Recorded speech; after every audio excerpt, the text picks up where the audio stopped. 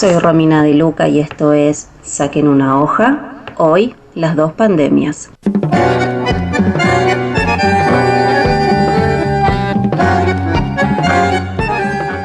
Gustavo, oyentes. Bueno, hoy quería que analicemos un poco el cuadro de situación de lo que vamos a llamar las dos pandemias. Por un lado, brevemente, el nuevo cuadro de situación que el Consejo Federal de Educación acaba de aprobar a fines de agosto para todo el país y rige a partir de mañana miércoles. Por otro lado, cómo quedará la educación post-pandemia y, como sospechará el oyente, ese cuadro tendrá mucho que ver con la gestión actual. Bueno, veamos. En primer lugar, el gobierno acaba de dar un paso más en lo que denominamos estrategia larretista, esto es, la profundización de la presencialidad y de la que nos ocupamos unas columnas atrás. Es curioso, aunque forma parte ya de la vía normal en la que tramitaron la gestión de la pandemia, el personal político no para de advertirnos que es inminente la circulación comunitaria de la cepa Delta y hace todo para empeorar ese cuadro de circulación. Claro, inminente. Bueno, esa es la forma de decir, lo sabremos cuando el fenómeno nos estalle en la cara, porque recordamos, para conocer qué cepas circulan a nivel comunitario, se deberían secuenciar muchas más muestras, porque hoy, al ritmo que se lo hace, solo se testean unos 250 muestras semanales. Dicen es inminente y lo que tenemos que mirar es lo que ocurre en otras latitudes para imaginarnos qué pasará acá si la predicción se cumple. Bien, Estados Unidos, país que tiene a más del 51% de su población vacunada con esquemas completos, de los que se quisieron vacunar, claro, reporta más de 280.000 casos diarios. Los casos infantiles ya se encuentran arriba del 20% del total. Solo desde agosto se confinaron más de 90.000 estudiantes y temen por el inicio de clases presenciales que empiezan a transitar ahorita mismo. Australia retoma los confinamientos. Israel acelera la inoculación con terceras dosis de toda su población. Nueva Zelanda también extiende los confinamientos por el crecimiento de los casos de la variante Delta y lo mismo está ocurriendo en India, Malasia y Bangladesh, por dar algunos ejemplos. España e Italia temen por sus inicios de clases. De los 53 estados miembros de la región que monitorea la Organización Mundial de la Salud, 33 registraron una suba del 10% en la incidencia de nuevos casos en los últimos 14 días impulsadas por la variante Delta. Por eso, la Organización Mundial de la Salud pide se acelere la vacunación. Bueno, no le estarían hablando precisamente a los países de esa región, porque si viene al caso, Alemania e Italia tienen casi el doble de personas con esquemas completos que Argentina. En tanto, tienen a más del 60% de su población con esquemas completos. Israel y Reino Unido están arriba del 62%. España tiene casi un 70%. Irlanda, Dinamarca tienen un 71% de su población con esquemas completos. Canadá un 66%. O Estados Unidos mismo, que hoy inicia fuertes campañas para convencer a su población de vacunarse. De nuestros países vecinos, Chile y Uruguay tienen al 70-72% de su población con esquemas completos. Ecuador tiene al 42%, mientras que el Brasil de Bolsonaro le pisa los talones a Alberto con 27,65% de personas vacunadas con esquemas completos. En esta recorrida internacional quiero destacar que mientras crece el temor por lo que puede ocurrir tras el inicio del ciclo escolar en el hemisferio norte, la Organización Mundial de la Salud recomienda mantener escuelas abiertas, pero profundizando las medidas de cuidado. Esto es, y textual, asegurar la ventilación en el interior de las aulas, reducir en lo posible el tamaño de las clases, mantener la distancia física y que alumnos y empleados se hagan test de forma regular son otras de las recomendaciones. Hablan de achicar clases y mantener la distancia física. Nuestro país acaba de aprobar un protocolo que hace precisamente lo opuesto. Todos en el aula a 50 centímetros como excepción, 90 centímetros como lo sugerido. Lo más probable, dado el pequeño tamaño de las escuelas argentinas, es que se use la medida de excepción, que implicará sentar un estudiante al ladito del otro. Claro, los cráneos de Palacio Pisurno sugirieron que como medida de protección, las niñas y niños que les toque hacinarse en el aula usen triple barbijo. ¿De verdad? Por suerte, Marta Cohen, pediatra y patóloga, le señaló a Trota lo que estábamos pensando todos. Con triple barbijo los chicos no van a poder respirar.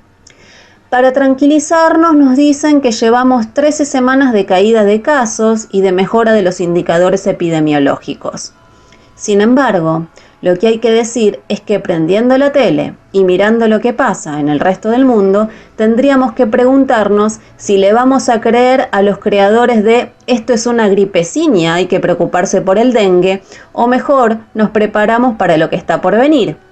Ayer se reportaron 5.358 casos. En unas semanas vemos cómo nos trata la presencialidad plena en todo el país. Una pandemia. Veamos la otra. Sí, es la profundización de la degradación del sistema educativo que está dejando la misma gestión de la pandemia. Consecuencia, claro, de suspender la presencialidad sin preocuparse por cómo se desarrolla la educación remota. A propósito de la pandemia, el gobierno reflotó el Consejo Nacional de Calidad de la Educación. De marzo del 2020 para acá, ¿cuántas resoluciones o consultorías emitió? 3. Sí, están preocupadísimos. Una de ellas fue la resolución número 397, promulgada el 21 de julio pasado por el Consejo Federal de Educación. Ahí se determinaron los criterios para la organización institucional, pedagógica y administrativa del tramo final de la unidad temporal de los ciclos 2020-2021. En criollo, cómo serán evaluados las chicas y los chicos en las escuelas. Hablan de un cierre conceptual y estratégico de lo que fue la fusión del ciclo lectivo 2020-2021. Anunciaron en los medios que este año no se pasaría de grado automáticamente, lo que es una verdad a medias, porque allí se definieron 3 tipos de trayectorias para los estudiantes sobre las que definir su evaluación. Por un lado, las trayectorias escolares sostenidas. Estos son los que participaron en más del 70% de las actividades propuestas por la escuela bajo cualquier modalidad. En segundo lugar, se ubican las trayectorias intermitentes, que son las que su participación se ubicó entre el 25% y por debajo del 70% de las actividades propuestas.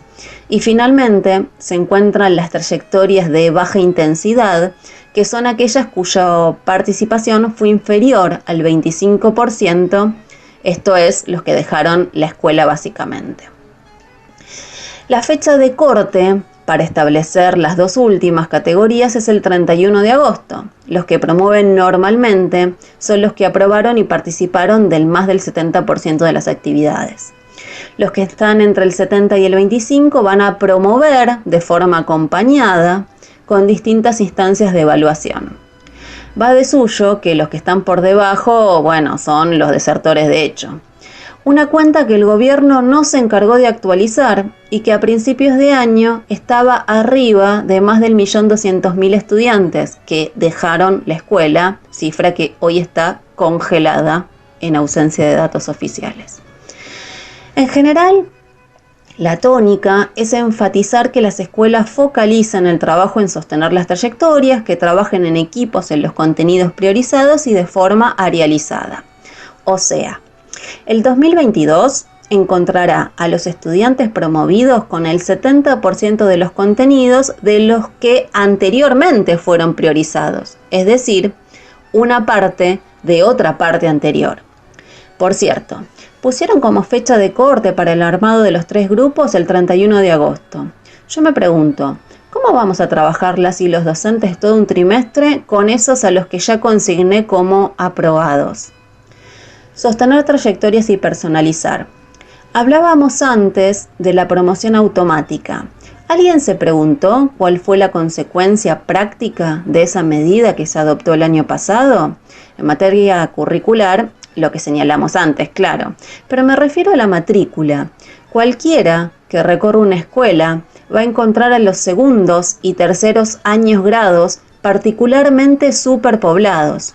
En efecto, en secundaria se siente de forma muy aguda esos cursos con más de 30 y pico largo de alumnos, sobre los que se va a transitar esta presencialidad intensificada y sin distancia, y encima se nos pide que personalicemos el trabajo y el seguimiento de las trayectorias. Esto es una quimera. Como si esto fuera poco, va de suyo que esta presencialidad intensificada ya empieza a mostrar su verdadero rostro, la discontinuidad escolar, producto de aislamientos de estudiantes y docentes de forma cotidiana. Solo en la ciudad de Buenos Aires, si tomamos el relevamiento que hizo UTE, se habla de más de 1000 burbujas aisladas afectando a 15.000 estudiantes en apenas 3 semanas. Si se trata de estudiantes, posiblemente él o la docente se entere la mayoría de las veces cuando vaya y ya esté en la escuela, y habiendo preparado una clase presencial pasará, si la escuela tiene los recursos, a dictar una clase virtual. Si no, día clase que se pierde.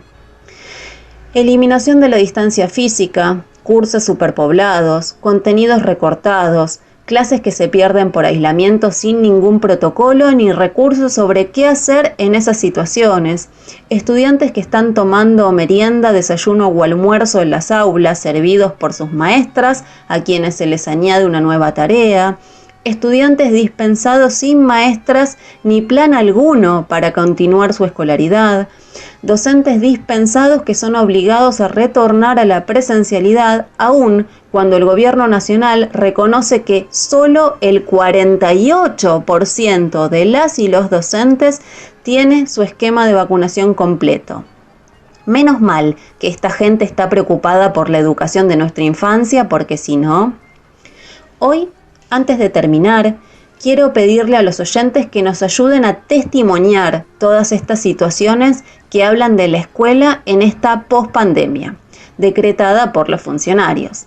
Escríbanos a la página de la Corriente Nacional Docente Conti Santoro de Razón y Revolución, porque un análisis socialista de la educación debe partir del conocimiento de la realidad que el gobierno está muy concentrado en encubrir. Amigos, sigan escuchando la radio Vivido Equivocada, que lo demás es silencio.